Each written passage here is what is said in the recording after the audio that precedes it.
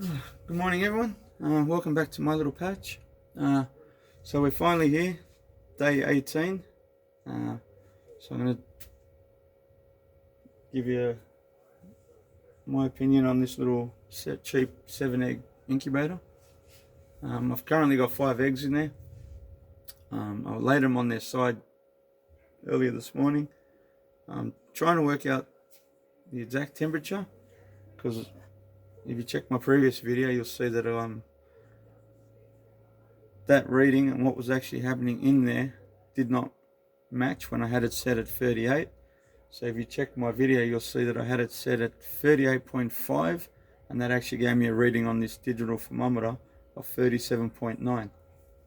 I've been slowly bringing the temperature down, trying to get it down to 37.5 using this digital thermometer, and I'm surprised that that reading and what I got on here were actually like 0.1 degree difference. So that surprised me, because I was expecting to have to set it at 37 or even 36.9. So it must be once you get to that 38 and above that it seems to, I don't know, not heat up right, or because every time I open this little incubator, I notice the temperature going down, but the fan does not increase. It doesn't force more air to try and bring it up to temp. So I don't know if that little fan that's in there is just set to run at a certain speed, and that's all it does, is just circulate that heat. That's just my opinion. But as you can see, I've got it down to 37.45 at the moment. So it's working, and I have tested it over the last half hour with my digital thermometer sitting in there, and it's been sitting 0.1 of a degree difference. So if it goes up to 35, this was telling me 36. So I'm not upset with that, or I don't have an issue with that. So that was the only issue I had from day one. Lucky I caught that early on, because I probably would have had dud eggs. It would have been sitting at 37.2, I think it was, when I originally set it up, or 37.5. So I don't think I would have had any success. The other issue that I've got, which I've just realized, is that when they want you to bring it down to 37.5 on day 18 before hatch day, you've also got to increase the humidity. Now, I have no way of doing that with this. There is no humidity reading on this. So the only thing I can do is fill up the channel with water to the max, and pretty much just hope for the best at this point. As long as the temperature is right, I can't really control the humidity. That's the only issue I've got with this. And I can't put a digital humidifier in there because there's no room, unless I can get a real small one.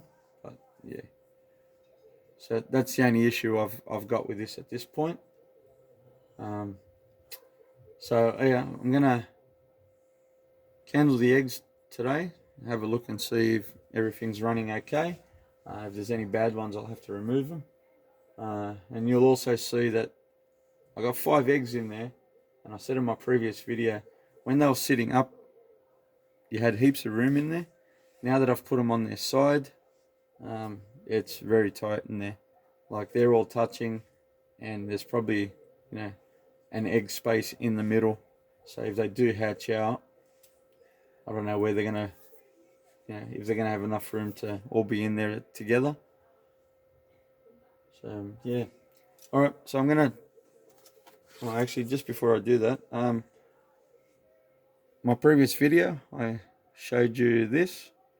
So I've gone and taken this one, which is what comes in it, out of it. So you can see that that sits that high, that sits pretty much flush. So I've gained that extra height there. And the issue I've seen a lot of people complain about is, because you've got to sit your eggs in there, you can't really lay them on their side on hatch day. On a slight angle you can, but when they do hatch out, they've sort of got to crack the top open and then try and climb out of there, and then they're risking of, breaking their legs or falling through these holes, their legs going through these holes and that. So I've replaced it. So I've made up 2 of these. This one was the original one that I made, and that was just guessing based on the lid size, and it is slightly smaller. So the second one I made, I cut it a little bit wider, and it fits. It's the exact same dimensions as that. Like I said, if you have a look at that, there's just enough for it to miss the lip. But the second one I made slightly bigger, and it's in there now. I've got the eggs laying on their side. So yeah, so I'll turn the light off and I'll candle these eggs and see if we have any growth since the last time I did it. The last time I did them was on day 8, so now we're on day 18. So any luck, I've got at least 3 or 4. 3 would be good, but yeah, I'll give them some more room in there. And on my previous review, I said you should probably only put 4 in there. Looking at the space they've got in there now, I don't think this incubator is designed to hold more than 4. So if you're happy just to do little batches like I am, I'm only going to do this probably once a year if I'm successful, because that's all I need to replace. I've only got 2 hens and a rooster at the moment, and a duck. So, and it's not for meat purposes. They're only bantams. It's only for eggs. So I'm just trying to increase the egg production. That's all. But I do have to replace my hens every couple of years. Obviously, the eggs numbers reduce. So that's the only reason I'm doing this. And also, a friend of mine's interested in hens. So if I can give her a few, great. So like I said, I'm only doing small batches once a year. So I don't need a massive incubator. I do hope it works. Otherwise, yeah. Alright, so I'm going to turn the light off and I'm going to candle these eggs and see if we have any success in any of these. Alright, give me a sec.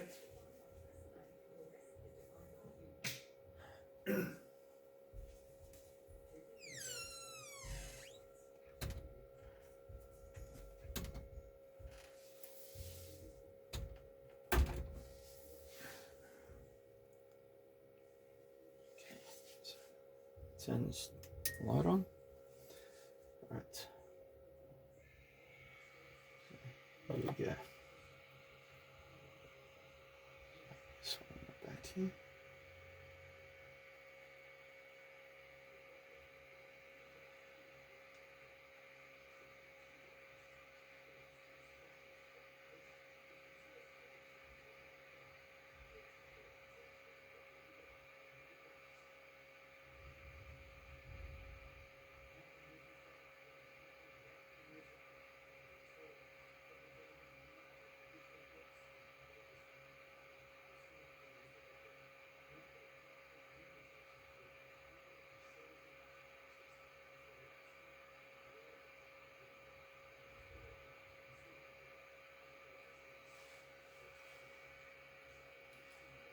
Okay, looking at that, tells me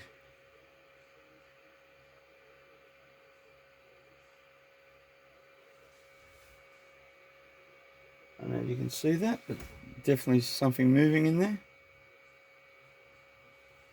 This might be one that I put in a day late, so he's a little bit smaller or underdeveloped, but there is definitely movement there.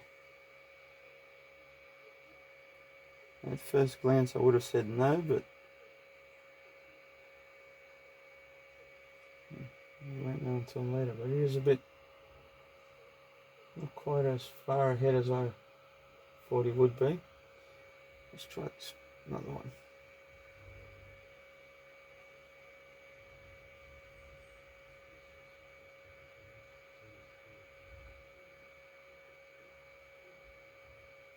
That's what I was expecting to see.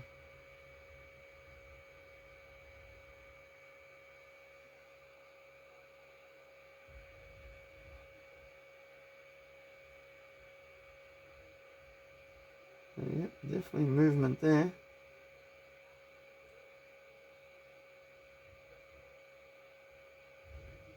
flip it around if it makes a difference.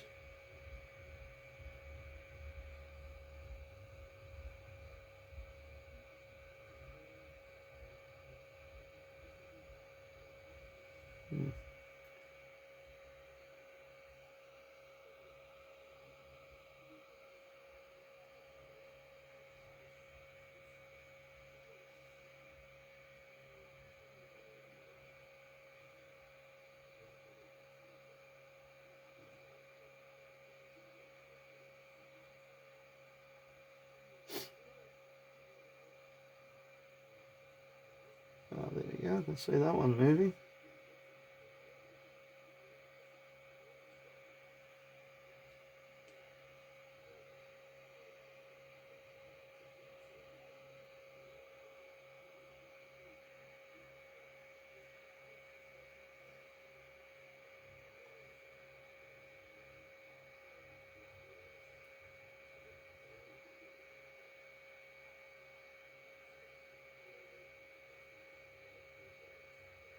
Yep, some movement there as well.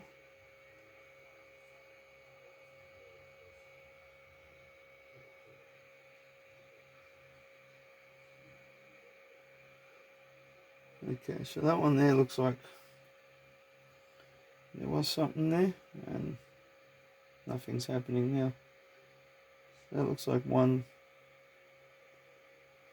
probably died over the last 10 days.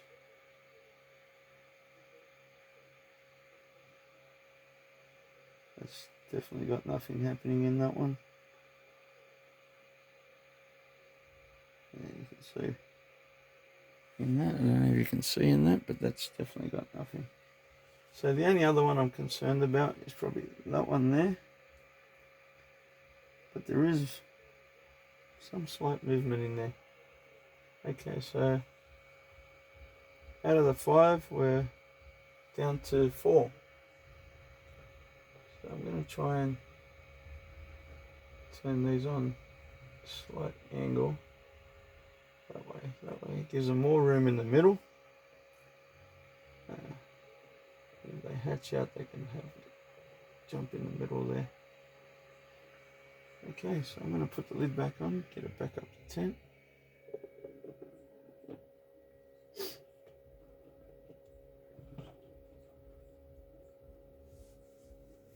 Alright, I'll just turn the light back on.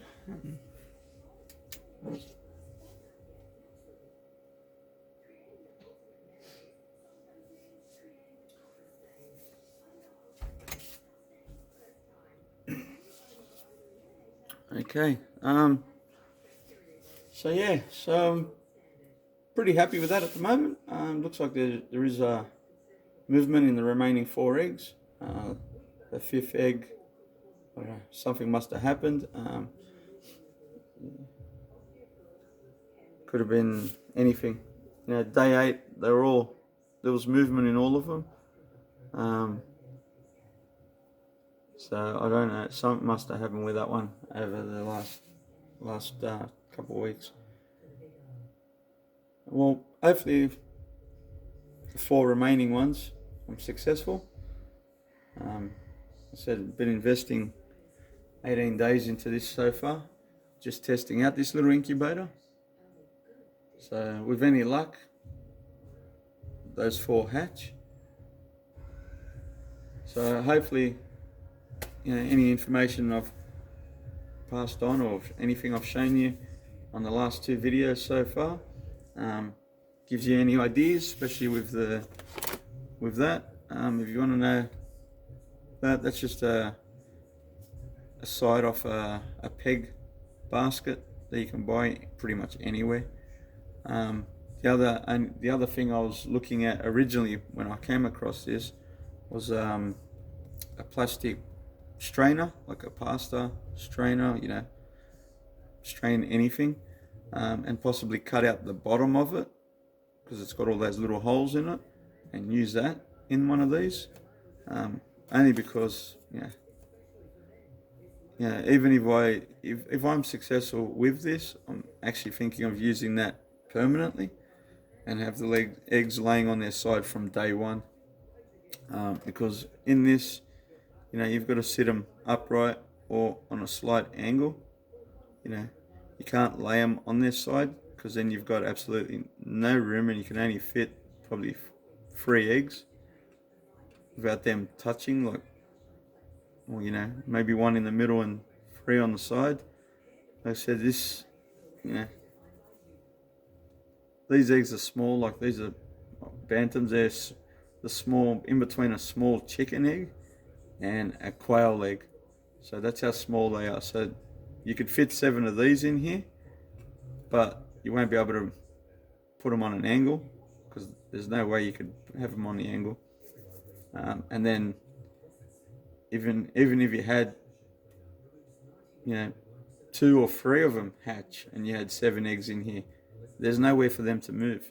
There's no way they can hatch out and stay in there long enough to dry out before you can remove them. So if you do decide to buy one, give it a go. I'd really measure out exactly how many eggs you can fit in there. If you're doing small batches like I am, I reckon it's great if I'm successful. If it works, yes. If not, then I'll probably move up to I don't know, maybe a 12 egg holder, different brand, and try that out. But I only went with this. I mean, this is, you know, less than $20 to buy, compared to, you know, if I do move up to the 12 egg holder, you know, it goes from, you know, $18.75, I think I paid for this, up to $46 to $50 for the 12 egg holder. So just moving up 5 extra eggs is costing me, you know, triple what I paid for this. So that's what you got. That's the cost here in Australia. Everywhere in the world's different, but I'm sure these cheap egg holders are cheap all over the world. So that's my update on this today. Like I said, it's day 18, so hopefully in a few days we hopefully have some chickens in there, and I'll shoot a video of that when it happens, if it happens, and yeah, fingers crossed. Alright, thanks for watching my video.